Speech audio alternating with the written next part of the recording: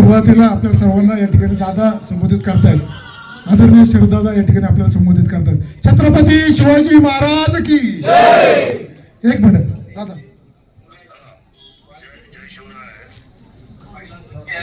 पूर्वनियोजित कार्यक्रम माझा उद्धवच्या ठाकरवाडीचा असल्या कारणामुळे आपल्या सर्वांच्या भेटीसाठी आता इथं आणण्यात आली.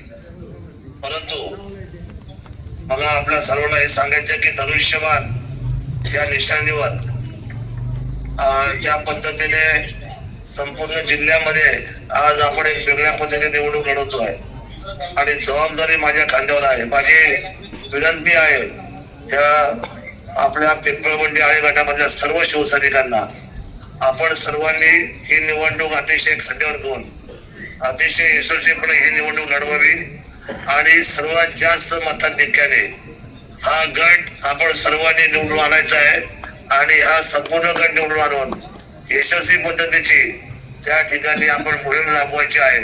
आज मला उशीर झालाय, परंतु लवकरच 2 दिवसामध्ये पुन्हा आपण सर्व बसणार आहोत आणि आपल्या सर्वांना मनापासून शुभेच्छा देतो.